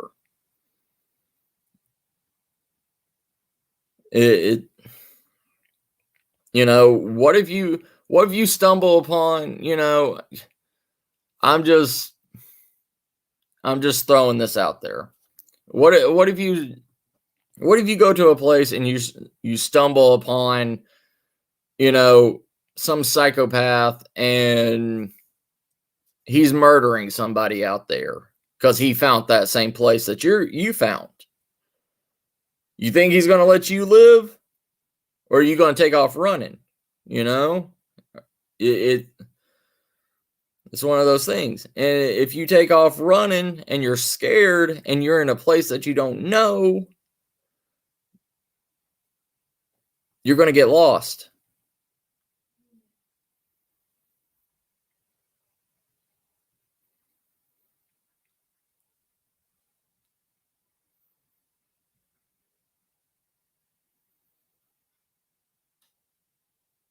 Yeah. Right, Val? You don't know what you're going to run up on. You really don't. And that's why it's better to be prepared and have something on you if something bad does happen.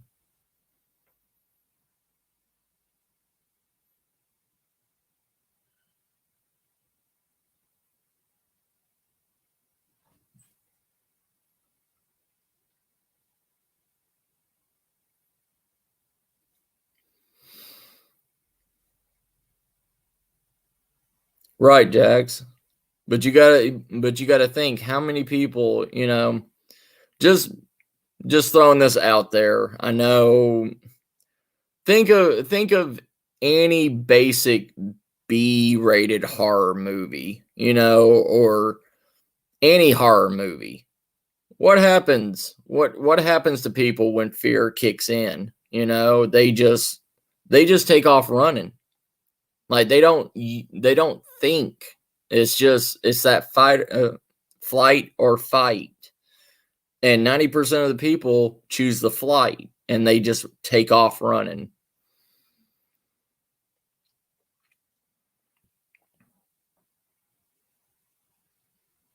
Oh yeah, bears don't want to mess with you, morning. They would rather stay far, far, far away from you than. That's what I was trying to say. Like, yeah, like you find a random place out in the middle of nowhere, and you're more likely going to run into some homeless person or some drug, or some psychopath out there killing somebody. It's always human interaction that is the worst thing.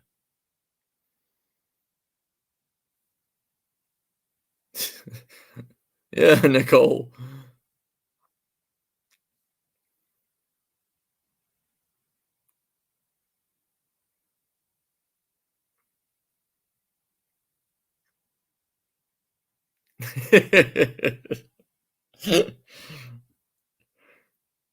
But yeah, it's it's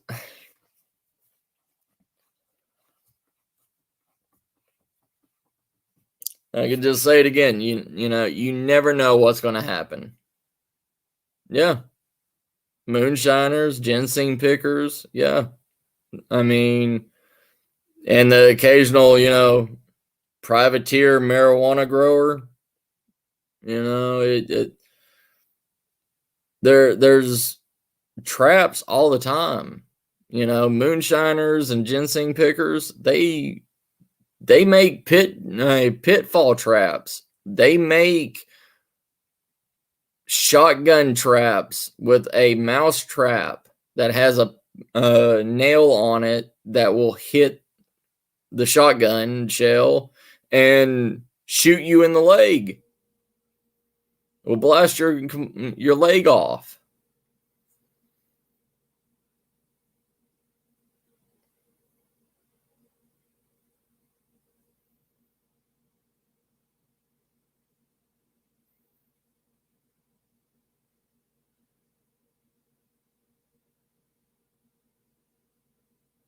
Yeah, Crystal. You know that's good, but it gives you a sense. You know, it gives you a sense of direction, but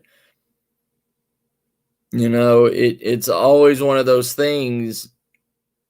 I've heard people all my life growing up. Oh, I know these woods like the back of my hand. I don't need a compass. I don't need this. I don't need that.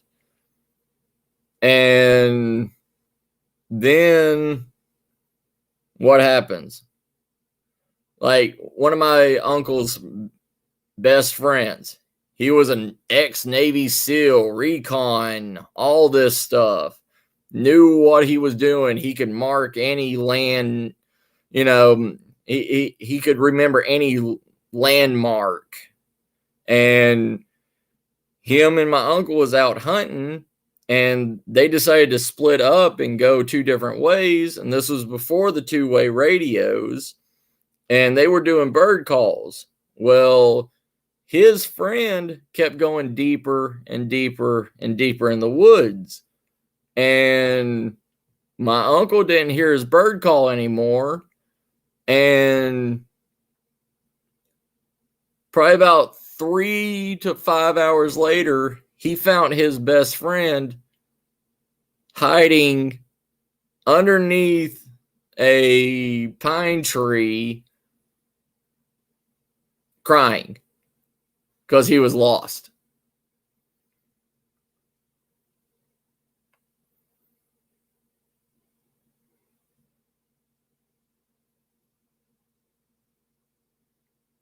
Anytime, morning, you take care. Yeah, that's what happened to him because my uncle's friend was new to the Tennessee woods.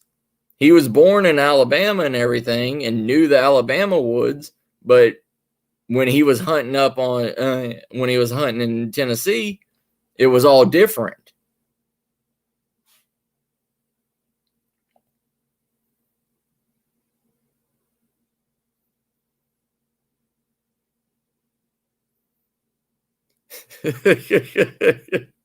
Nicole.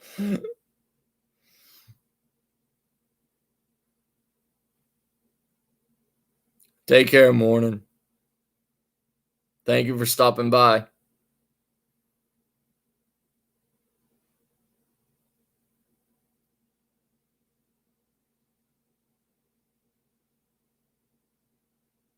Yes, ma'am, Nicole. But, you know, it's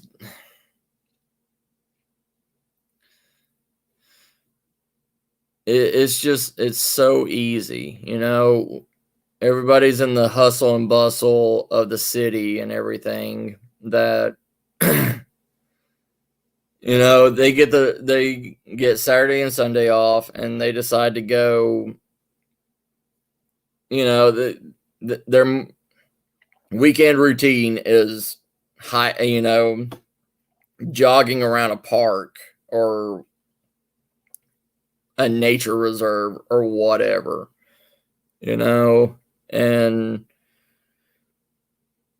they think they know the area. Then they get off trail and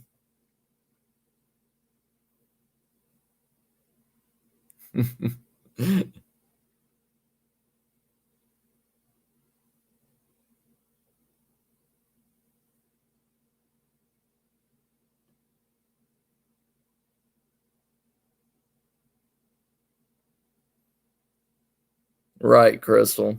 Yeah, it's just that's just the mindset of people, though. It's that's what I was trying to say. Like, there's the Billy badasses that think, that think they're amazing. It's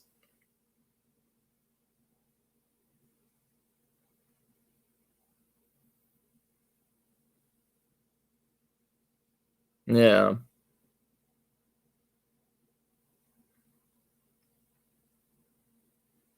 yeah.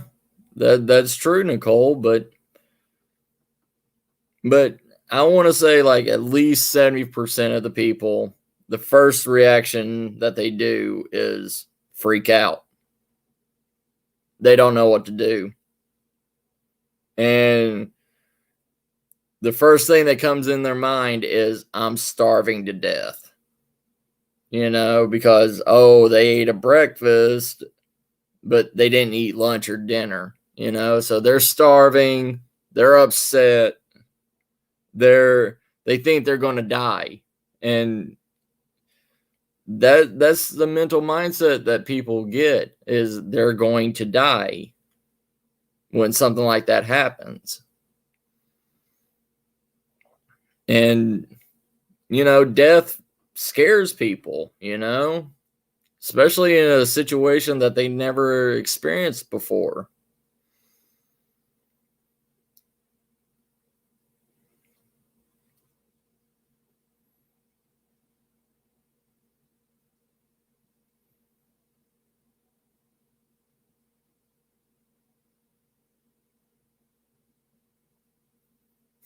Talking yeah, that's what we're talking about. What's up, newbie? How you doing, brother? But yeah, it's just, it use your common sense before you go out somewhere. Just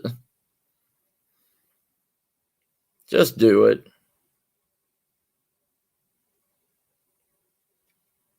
But also be prepared.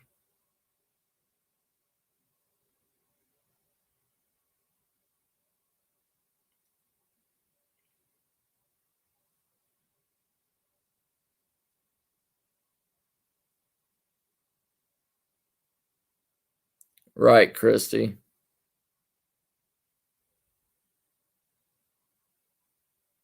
I'm good, brother. I'm good.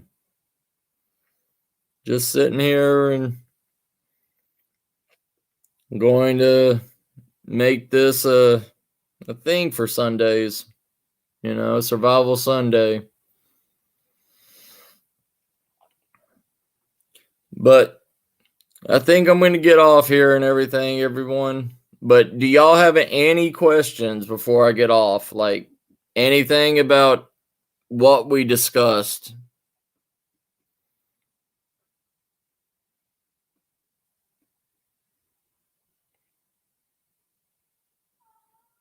Right, Nicole. Yeah, I mean it's your body eating its own fat. It's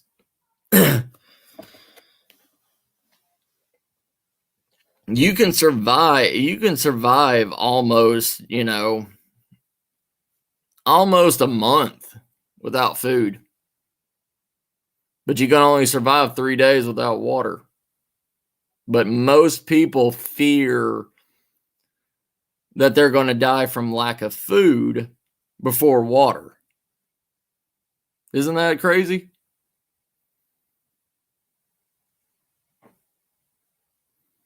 Thank you, Nicole.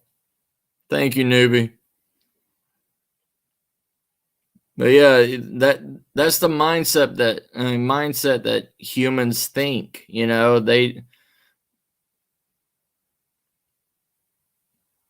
They think they're going to starve to death before they dehydrate.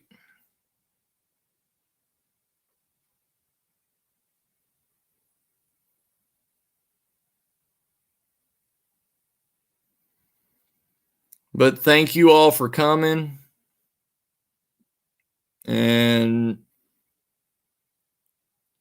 we'll be doing this more, you know, on Sundays. So, yeah.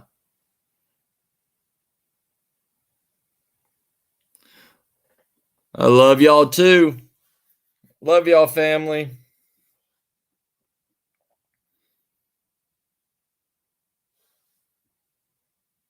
Yeah. Yeah, Nicole.